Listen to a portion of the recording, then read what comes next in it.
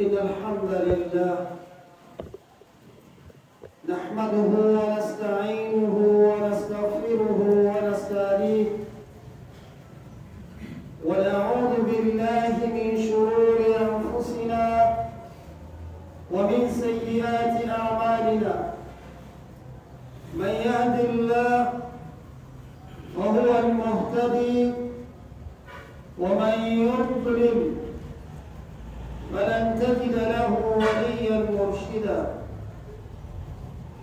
أشهد أن لا إله إلا الله وحده لا شريك له شهادة تنجينا من النار، وأشهد أن محمدا عبده ورسوله. اللهم صل على هذا النبي الأمين وعلى آله وأصحابه ومن سار بنهجه إلى يوم الدين. قال الله تعالى: يا أيها الذين آمنوا اتقوا الله حق تقاته ولا تموتن إلا وأنتم مسلمون. يا أيها الناس اتقوا ربكم الذي خلقكم من نفس واحدة وخلق منها زوجها وبث منهما رجالا كثيرا ونساء، واتقوا الله الذي تساءلون به والأرحام إن الله كان عليكم رقيبا. يا أيها الذين آمنوا اتقوا الله وقولوا قولا سديدا يصلح لكم أعمالكم ويغفر لكم ذنوبكم، ومن يطع الله ورسوله فقد فاز فوزا عظيما. أما بعد، عباد الله، أوصيكم ثم أوصي نفسي بتقوى الله عز وجل، فقد فاز المتقون. إن للمتقين مفازا. عباد الله، nakuhusieni kumcha Allah subhanahu wa ta'ala kama ambavyo ninavyoihusia nafsi yangu katika swala zima la uchamungu. Ibadallah, mcheni Allah subhanahu wa ta'ala kwa kutekeleza awamiri zake, na mcheni Allah subhanahu wa ta'ala kwa kukatazika na yale yote aliyoyakataza subhanahu wa ta'ala. Na huo ndio uchamungu wa kweli, na hao ndio watakayefaulu mbele ya Allah subhanahu wa ta'ala siku ambayo haina shaka ndani yake, kama alivyosema Allah subhanahu wa ta'ala: inna lilmuttaqina mafaza, hakika wachamungu wamefaulu. Ibadallah, laqad madat al-a'mal al-khairat wa anwa' al-ibadat fi shahr Ramadan al-mubarak.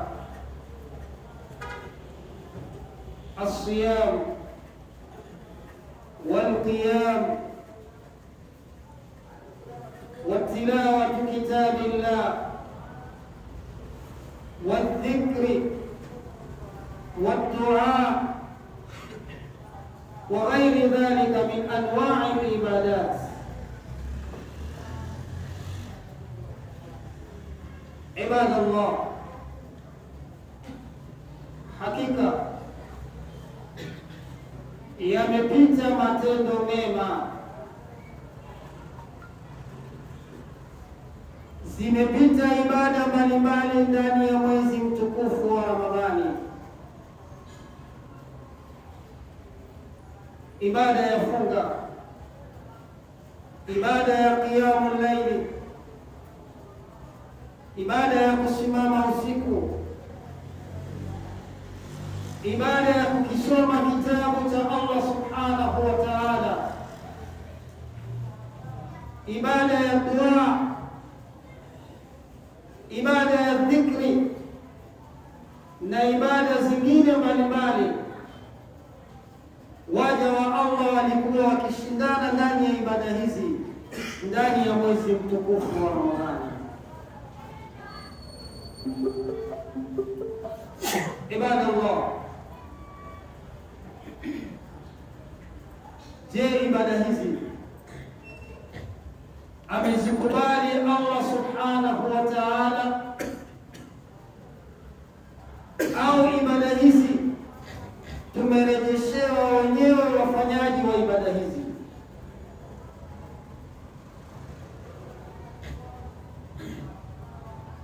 Anasema Allah subhanahu wa ta'ala, innama yatakabbalu Allah min almuttaqin, hakika si jingine Allah subhanahu wa ta'ala anakubali matendo ya wacha Mungu.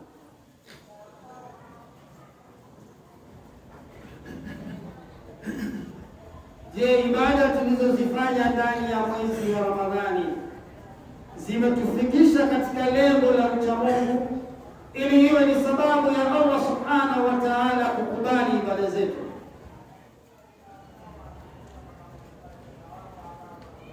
Innama yatakabbalu Allah min almuttaqin, Allah anasema hakika si jingine anakubali Allah subhanahu wa ta'ala kutoka kwa wacha Mungu.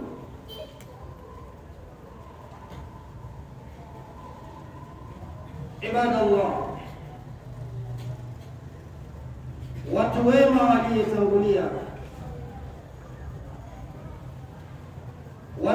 waliotangulia, walikuwa wakifanya ibada hizi kwa ukamilifu mno. Walikuwa wakifanya ibada hizi kwa utimilifu wa hali ya juu kabisa. Walikuwa wakifanya ibada hizi kwa uzuri wa hali ya juu mno, lakini walikuwa wanatilia umuhimu na walikuwa wakihofu, je, ibada hizi zimekubaliwa na Allah subhanahu wa ta'ala? Na ndio maana wengine walikuwa wakiomba miezi 6 Allah awakubalie ibada zao walizozifanya ndani ya mwezi mtukufu wa Ramadhani.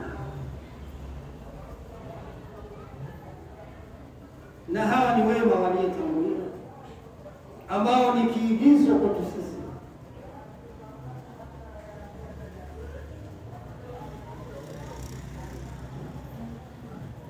Ibada Allah,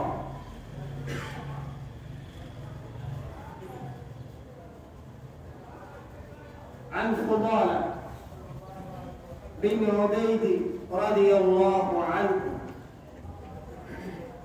أنه قال: لئن أعلم أن الله سبحانه وتعالى قد تقبل مني مثقال حبة من خردل أحب إلي من الدنيا وما فيها.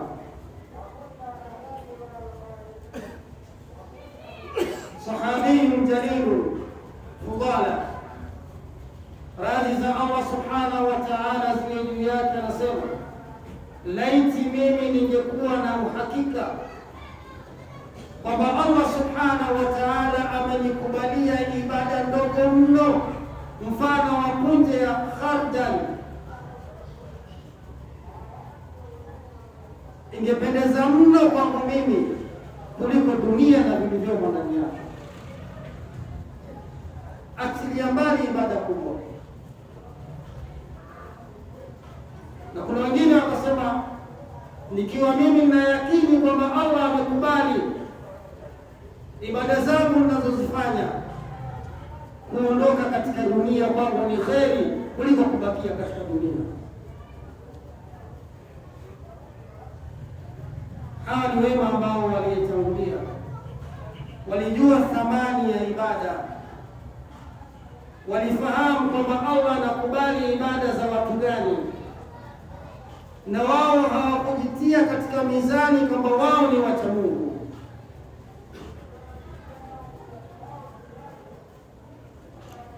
Tofauti kubwa na wema wa leo.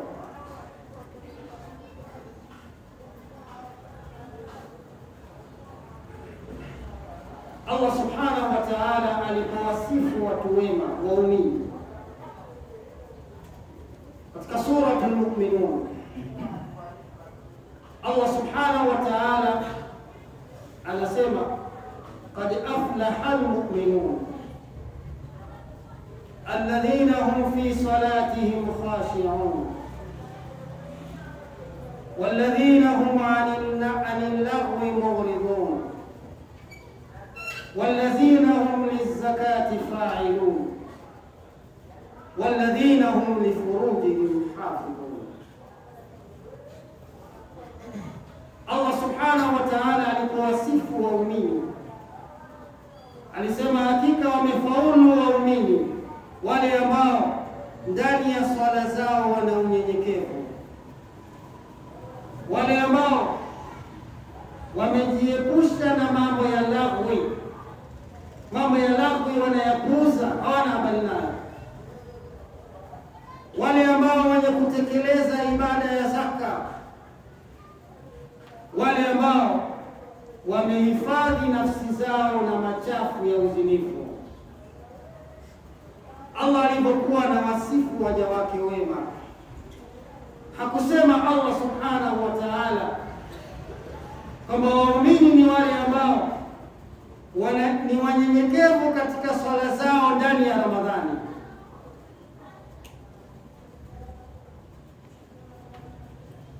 au ni wale ambao wenye kujiepusha na mambo ya lagwi ndani ya Ramadhani,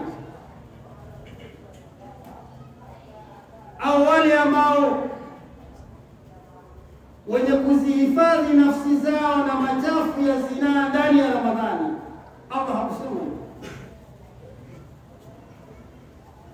Ni wale ambao wenye kudumu na ibada hizo, wanadumu na swala na wanadumu na unyenyekevu ndani ya swala.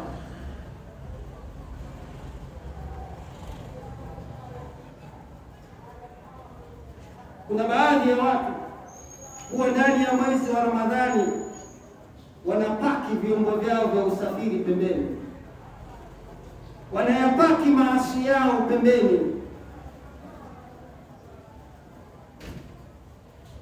Ramadhani kisha wanarudi barabarani. Hawa wanaabudu mwezi wa Ramadhani na wala hawamwabudu Allah subhanahu wa ta'ala ambaye ndiye aliyeumba mwezi wa Ramadhani.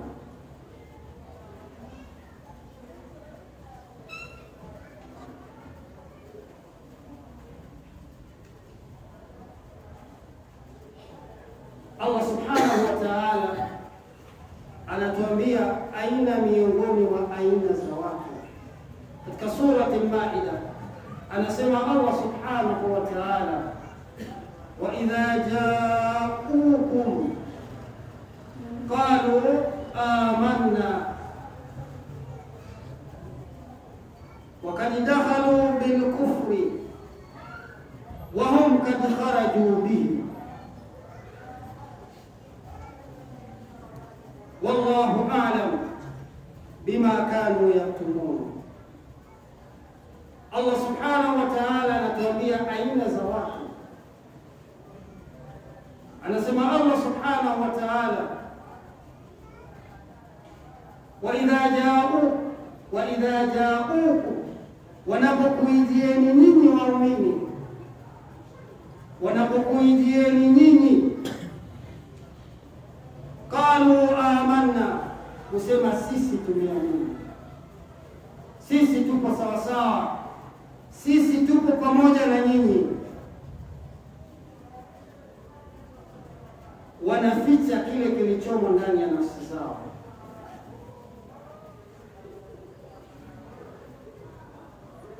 Allah anasema kad dakhalu bil kufri wamekuijieni, lakini ndani ya nafsi zao wameficha unafiki.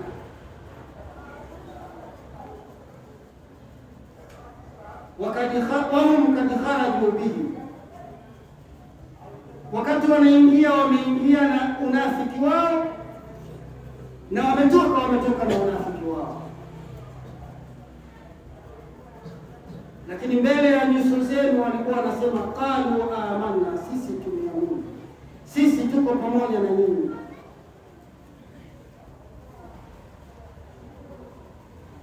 Allah mwisho anasema wallahu a'lam ma kanu yaktumun, Allah ndiye anayejua zaidi nini ambacho walichokuwa wanaficha ndani ya nyoyo zao. Allah ndiye anayejua.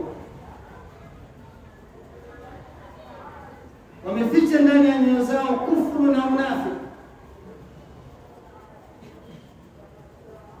Na mmoja katika wafasiri anasema kuna watu wanaingia ndani ya Ramadhani wameficha ndani ya nafsi zao kufuru na unafiki, wanadumu ndani ya mwezi wa Ramadhani ili hali wameficha vitu hivyo. Ukisha Ramadhani wanarudi kwenye mambo yao.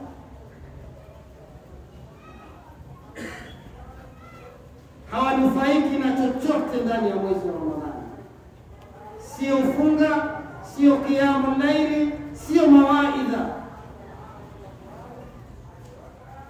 kwa sababu wanachoficha ndani ya nafsi zao sio kile wanachokidhihirisha.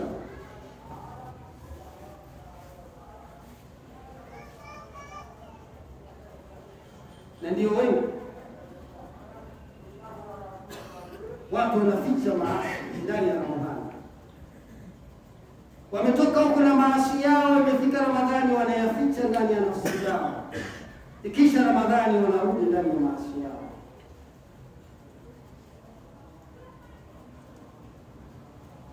Imam Ibn Kathir rahimahullah anasema hii ni sifa ya wanafiki.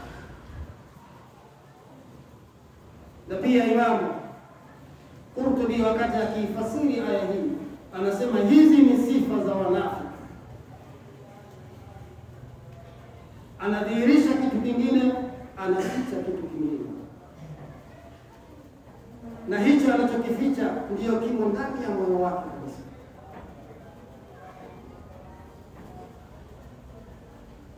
Allah subhanahu wa ta'ala anawataka waja wake wasio wafanyaji wa ibada za misimu. Anamwambia Mtume sallallahu alayhi wasallam, wa'budu rabbaka hatta ya'tiyaka al-yaqin, muabudu Mola wako mpaka ukute na kifo. Yani kifo kikukute ili hali umo ndani ya ibada. Na hivi ndivyo anavyotakiwa muumini, na hii ndiyo sifa ya mcha Mungu. Mcha Mungu hana ibada za misimu.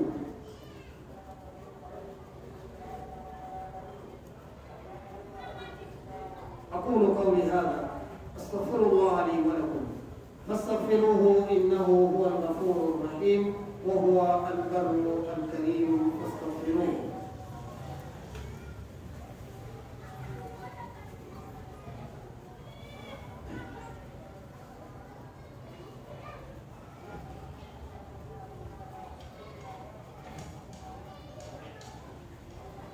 الحمد لله رب العالمين والعاقبة للمتقين ولا عدوان إلا على الظالمين. الصلاة والسلام على رسول الله صلى الله عليه وعلى آله وأصحابه ومن سار بنهجه إلى يوم الدين. أما بعد، عباد الله، واعبدوا ربك حتى يأتيك اليقين. عباد الله، muabudu Mola wako ukweli wa ibada mpaka kifo kukute. An Anas ibn Malik radiyallahu anhu عن النبي صلى الله عليه وسلم أنه قال إذا أراد الله بعبد خيرا استعمله Hadithi ambayo inasimuliwa na Anas ibn Malik, hadithun hasanun sahih. Anasema Anas ibn Malik amesema Mtume sallallahu alayhi wasallam, idha arada Allah bi'abdin khayran, Allah anapomtakia mja wake kheri, na Allah hawezi kukutakia kheri kama mwenyewe huitaki kheri hiyo. Anasema istamala. Masahaba wakamuuliza Mtume sallallahu alaihi wasallam, mastamala, nini maana istamala? Mtume sallallahu alaihi wasallam akasema kwamba Allah subhanahu wa ta'ala anamuwafikisha mja wake kutenda matendo mema, kisha anaitoa roho yake. Ima mja anatolewa roho yake akiwa ndani ya matendo mema anayoyafanya, au baada ya kumaliza tu matendo mema Allah anachukua roho yake.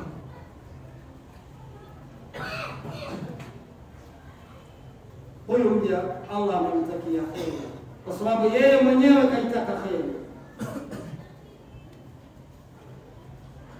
Na hii inatufahamisha kwamba mja anapodumu na matendo mema atapata taufiki ya Allah subhanahu wa ta'ala, na pia ni sababu miongoni mwa sababu za kuwa na husnul khatima, mwisho mwema. Allah atakuwafikisha, utatenda matendo mema kisha anachukua roho. Ndio maana Allah subhanahu wa ta'ala anataka waja wake wamwabudu yeye Allah subhanahu wa ta'ala mpaka kifo kiwakute, ili iwe ni sababu ya Allah subhanahu wa ta'ala kumlipa mja wake, na iwe ni sababu ya kumuingiza katika pepo yake. Kwa hii ni miongoni mwa faida za mja anapodumu kutenda matendo mema, kwamba mwisho wake utakuwa ni mwisho mwema, tena atafikishwa na Allah subhanahu wa ta'ala. قال الرسول صلى الله عليه وسلم من صلى عليه صلاة صلى الله عليه وسلم اللهم صل على محمد وعلى آل محمد كما صليت على إبراهيم وعلى آل إبراهيم في العالمين إنك حميد مجيد. اللهم تقبل صلاتنا وصيامنا وقيامنا وركوعنا وسجودنا وقعودنا وتوباتنا يا إله الأولين والآخرين برحمتك يا أرحم الراحمين. اللهم ألف بين قلوبنا، اللهم ألف بين قلوبنا، اللهم ألف بين قلوب المسلمين في كل مكان برحمتك يا أرحم الراحمين. اللهم